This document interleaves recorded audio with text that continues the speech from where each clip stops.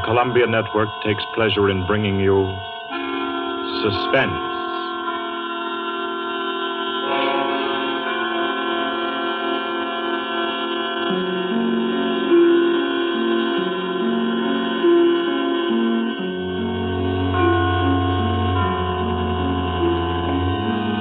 Suspense, Columbia's parade of outstanding thrillers, produced and directed by William Spear and scored by Bernard Herrmann.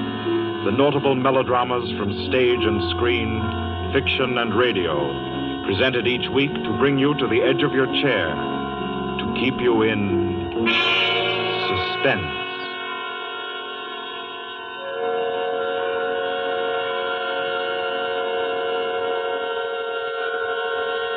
Good evening. This is Orson Welles.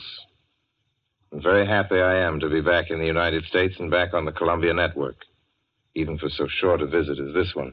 Back with old friends like Johnny Dietz, who is tonight's director, and Bernard Herrmann. The Mercury Theater presented tonight's radio play for the first time last year. We came right out then and hailed it as a classic of the medium.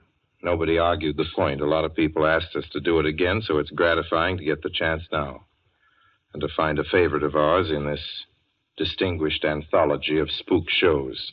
Personally, I've never met anybody who didn't like a good ghost story, but I know a lot of people who think there are a lot of people who don't like a good ghost story. For the benefit of these, at least, I go on record at the outset of this evening's entertainment with the sober assurance that although blood may be curdled on this program, none will be spilt.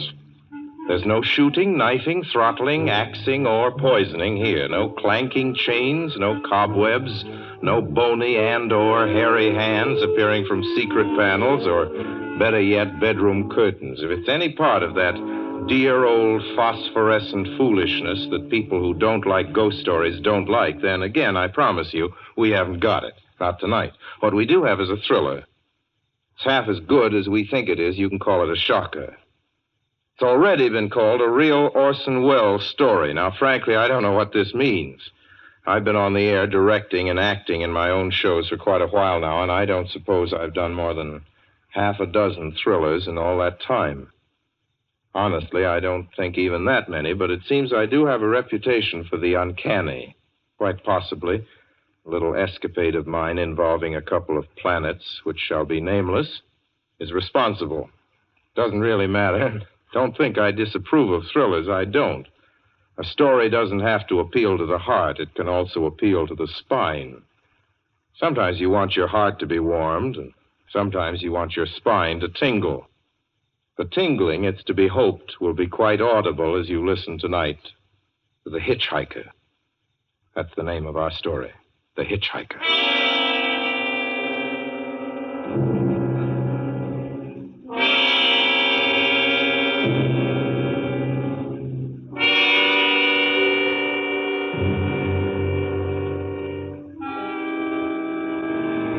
I'm in an auto camp on Route 66, just west of Gallup, New Mexico. If I tell it, perhaps it'll help me. Keep me from going crazy. I gotta tell this quickly. I'm not crazy now. I feel perfectly well, except that I'm running a slight temperature. My name is Ronald Adams. I'm 36 years of age, unmarried, tall, dark, with a black mustache. I drive a 1940 Buick, license number 6Y175189. I was born in Brooklyn. All this I know. I know that I'm at this moment perfectly sane. That it's not me who's gone mad. It's something else. Something utterly beyond my control. I've got to speak quickly. At any minute, the link may break. This may be the last thing I ever tell on Earth. The last night I ever see the stars. 6 days ago, I left Brooklyn to drive to California. Goodbye, son. Good luck to you, my boy. Goodbye, Mother. Here, give me a kiss, and I'll go. I'll come out with you to the car. Oh, no, it's raining. Stay here at the door. Hey, what's this? Tears? I thought you'd promised me you wouldn't cry. Oh, I know, dear. I'm sorry. But I do hate to see you go. I'll be back. It'll only be On the coast 3 months? Oh, it isn't that. It's just the trip. Ronald, I wish you weren't driving. Oh, Mother, there you go again. People do it every day. I know, but you'll be careful, won't you? Promise me you'll be extra careful. Don't fall asleep or drive fast or pick up any strangers on the road. Oh, gosh. I think I was still 17 here, you told me. Oh, and wire me as soon as you get to Hollywood, won't you, son? Of course I will. Don't you worry. There's nothing going to happen. It's just 8 days of perfectly simple driving on smooth, decent, civilized roads with a hot dog or a hamburger stand every 10 miles.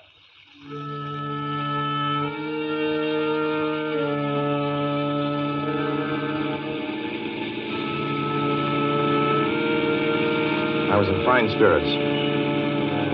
The drive ahead of me, even the loneliness, seemed like a lark. I reckoned without him. Crossing Brooklyn Bridge that morning in the rain, I saw a man leaning against the cables. He seemed to be waiting for a lift. There were spots of fresh rain on his shoulders. He was carrying a cheap overnight bag in one hand. He was thin, nondescript, with a cap pulled down over his eyes.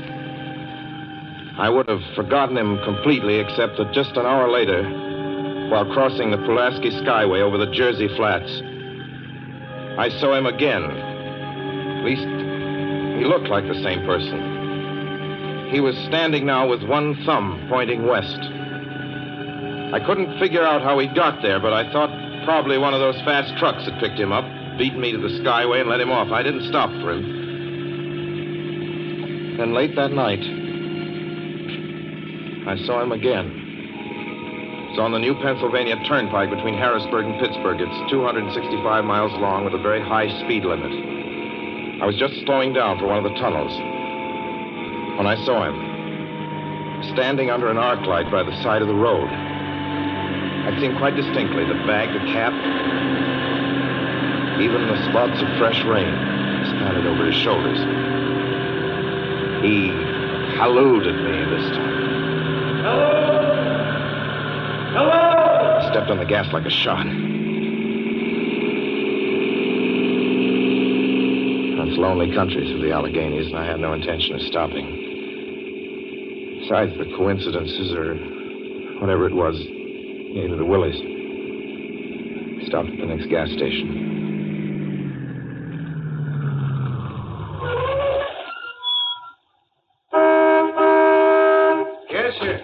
Fill her up. Certainly, sir. Check your oil, sir? No, thanks.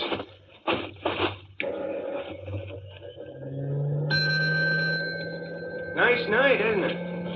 Yes. It hasn't been raining here recently, has it? Not a drop of rain all week. Oh? Oh, I suppose that doesn't done your business any harm. Oh, people drive through here all kinds of weather. Mostly business, you know. There aren't many pleasure cars out on the turnpike this season of the year. I suppose not. What about hitchhikers? Hitchhikers here? What's the matter? Don't you ever see any? Not much. If we did, it'd be a sight for sore eyes. Why?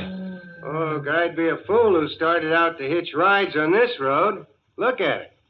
Then, you've never seen anybody? No. Maybe they get the lift before the turnpike starts. I mean, you know, just before the toll house. But then it'd be a mighty long ride. Most cars wouldn't want to pick up a guy for that long a ride. And you know, this is pretty lonesome country here. Mountains and woods. You ain't seen anybody like that, have you? No. Oh, no, not at all. I was just a technical question. I see. Well, that'll be just $1.49 with the tax.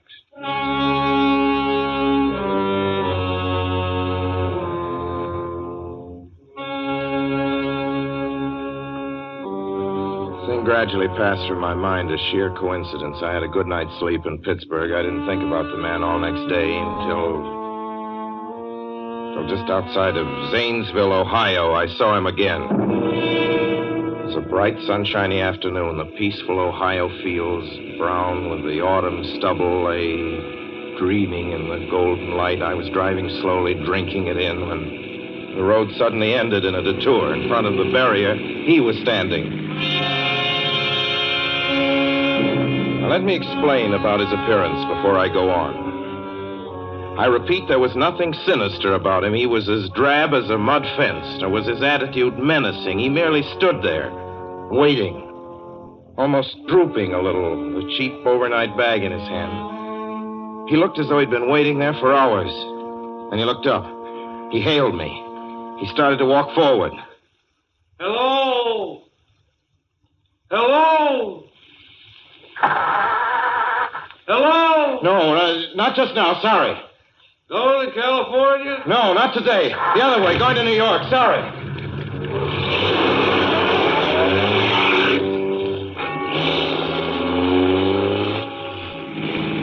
After I got the car back on the road again, I felt like a fool.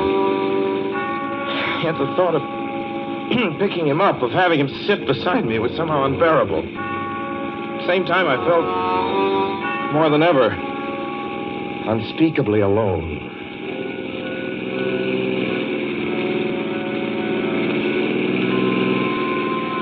Hour after hour went by. The fields, the towns ticked off one by one. The light changed.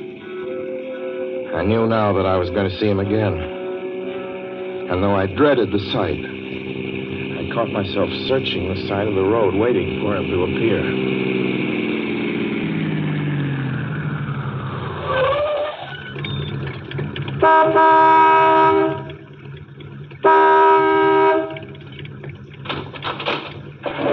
Yeah, what is it? What do you want? Sell sandwiches and pop here, don't you? Yeah, we do in the daytime. But we're closed up now for the I night. know, but I was wondering if you could possibly have a cup of coffee, black coffee, just... No, not this time of night, mister. My wife's the cook. She's in bed. No, don't shut the door, please. Listen, just a minute ago... just a minute ago, there was a man standing here right beside the stand, a suspicious-looking man. I don't mean to disturb it. You see, I was driving along when I just happened to look, and there he was. How's he doing? Well, nothing. You've been taking a nip. That's what you've been doing. Now, on your way before I call out Sheriff Oates.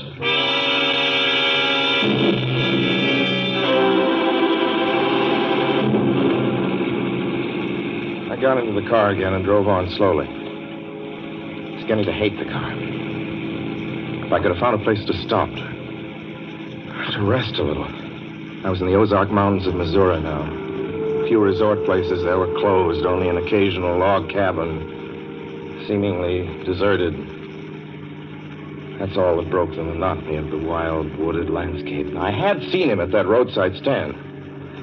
I knew I'd see him again. Maybe at the next turn of the road. I knew that when I saw him next, I would run him down.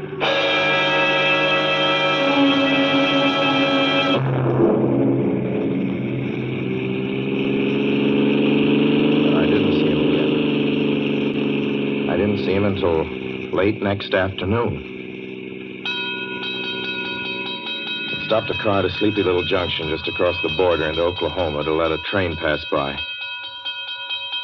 When he appeared across the tracks, leaning against a telephone pole. Perfectly airless, dry day. The red clay of Oklahoma was baking under the southwestern sun. Yet there were spots of fresh rain on his shoulders. I couldn't stand that. Without thinking, blindly, I started the car across the tracks. He didn't even look up at me. He was staring at the ground. I stepped on the gas hard, veering the wheel sharply toward him. I could hear the train in the distance now, but I didn't care. And something went wrong with the car. The train was coming closer. I could hear its bell ringing and the cry of its whistle. Still, he stood there. And now I knew that he was beckoning me to my death.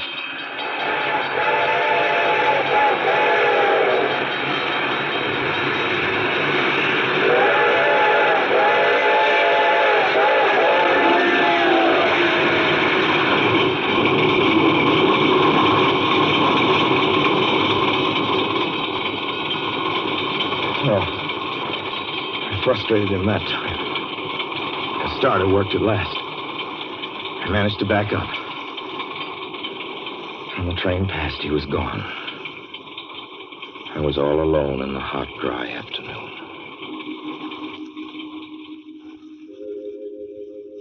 After that, I knew I had to do something. I didn't know who this man was or what he wanted of me. I only knew that from now on, I mustn't let myself alone on the road for 1 minute. Hello there. Like a ride? Well, what do you think? How far are you going? Where do you want to go? Amarillo, Texas. I'll drive you there. Gee.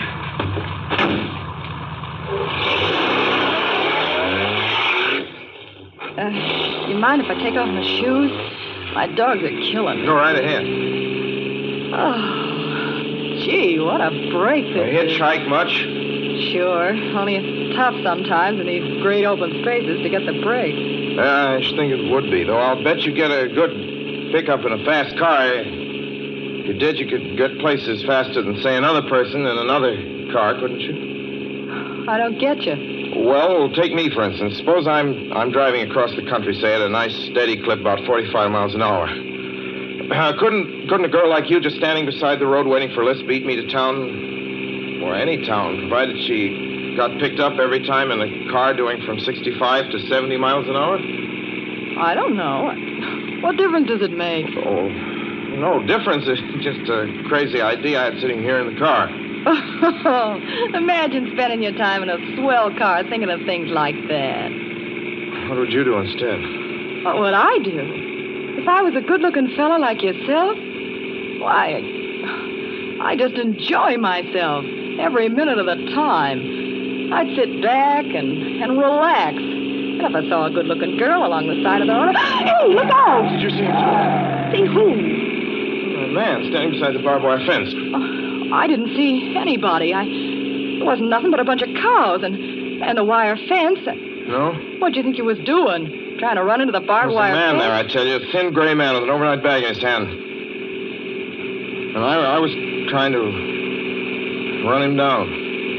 Run him down? You mean kill him? Say you didn't see him back there? You sure? I didn't see a soul. As far as that's Watch concerned... for him the next time and keep watching. Keep your eyes peeled on the road. He'll turn up again. Maybe any minute now. There! Look there!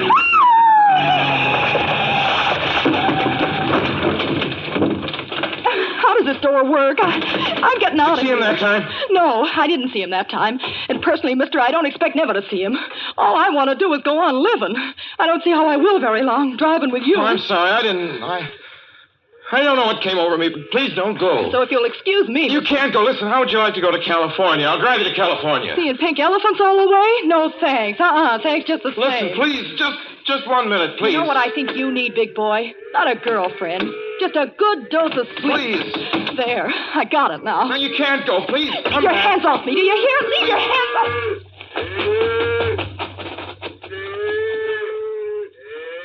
She ran from me.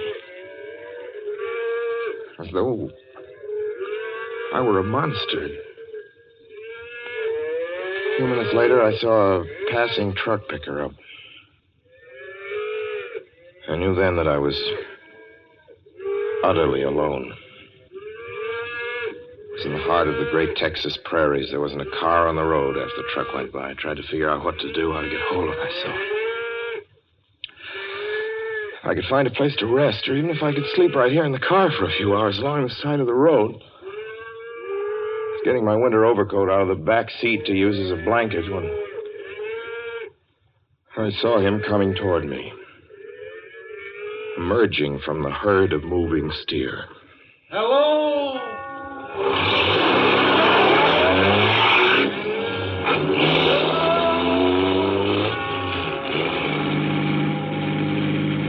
Maybe I should have spoken to him then. Fought it out then and there. For now, he began to be everywhere.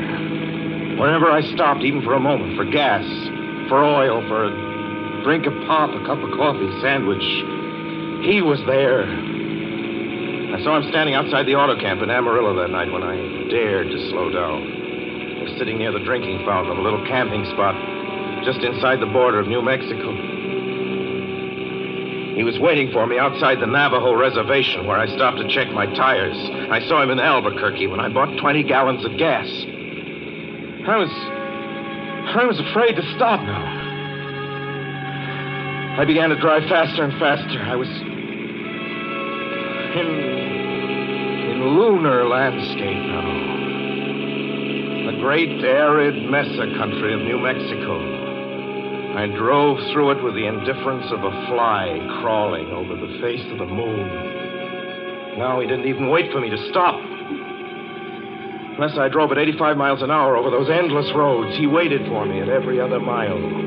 I'd see his figure, shadowless, flitting before me, still in its same attitude, over the cold, lifeless ground. Flitting over dried-up rivers, over broken stones cast up by old glacial upheavals. Flitting in that pure and cloudless air. I was beside myself when I finally reached Gallup, New Mexico this morning. There's an auto camp here. Cold, almost deserted this time of year. I went inside and asked if there was a telephone. I had the feeling that if only I could speak to someone familiar, someone I loved, I could pull myself together.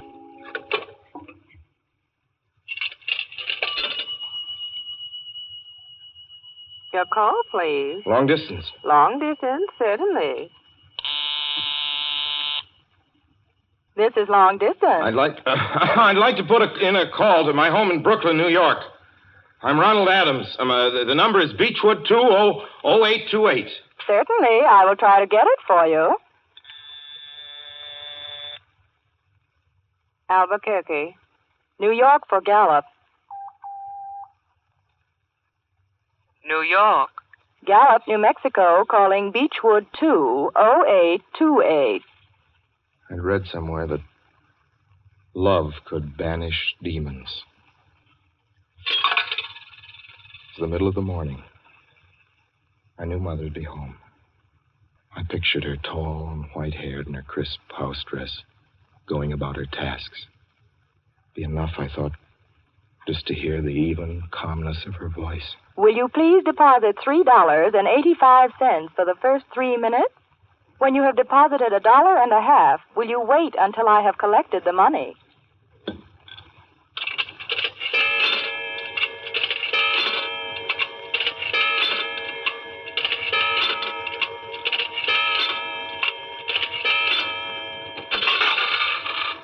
All right, deposit another $1.50.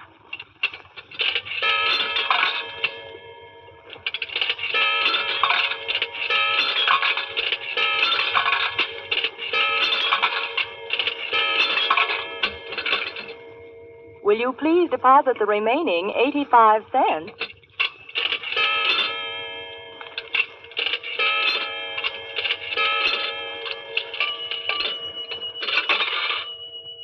Ready with Brooklyn. Go ahead, please. Hello? Mrs. Adams' residence. Hello, Mother? This is Mrs. Adams' residence. Who is it you wish to speak to, please? What? Oh, who's this? This is Mrs. Whinney. Mrs. Whinney? I don't know any Mrs. Whinney. Is this Beechwood 20828? Yes? Where's my mother? Where's Mrs. Adams? Mrs. Adams is not at home. She's still in the hospital. The hospital? Yes. Who is this calling, please? Is it a member of the family? Well, what's she in the hospital for? She's been prostrated for 5 days. Nervous breakdown. But who is this Nervous calling? breakdown? Well, my mother never was nervous. It's all taken place since the death of her oldest son, Ronald. Death of her oldest son, Ronald? Hey, what's this? What number is this? This is Beechwood 20828. It's all been very sudden. He was killed just 6 days ago in an automobile accident on the Brooklyn Bridge. Your 3 minutes are up, sir. Your 3 minutes are up, sir. Your 3 minutes are up, sir. And so I'm sitting here in this deserted auto camp in Gallup, New Mexico. I'm trying to think. Trying to get hold of myself. Otherwise, I'm going to go crazy. Outside, it's night. The vast, soulless night of New Mexico. 1,000,000 stars are in the sky. Ahead of me stretch 1,000 miles of empty mesa. Mountains, prairies, desert. Somewhere among them, he's waiting for me. Somewhere I shall know who he is and who I am.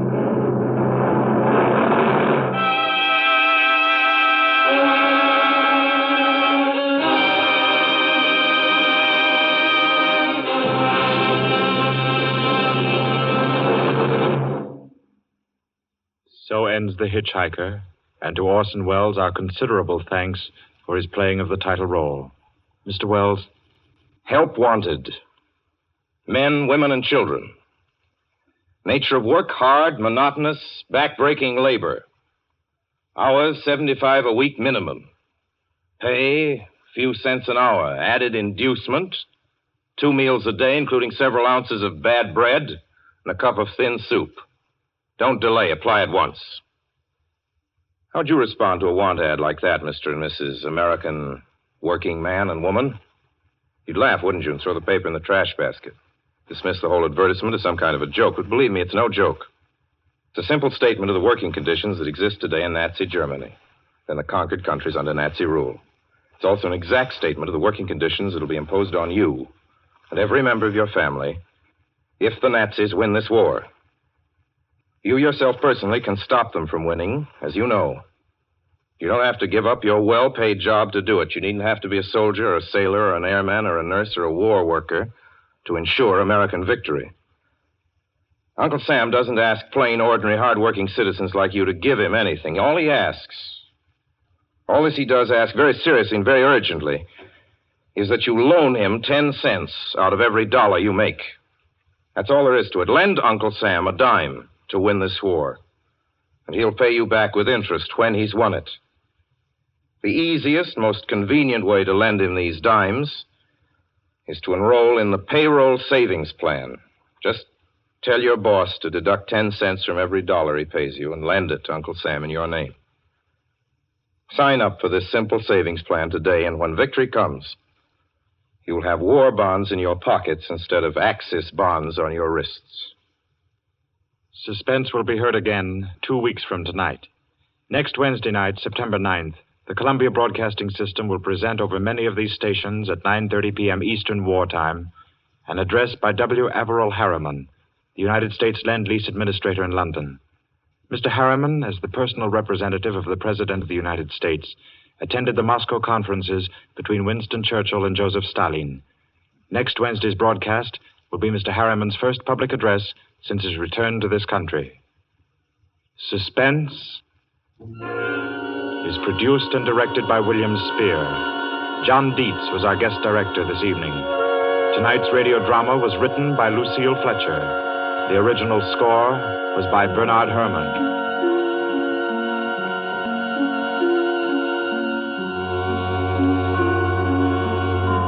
This is the Columbia Broadcasting System.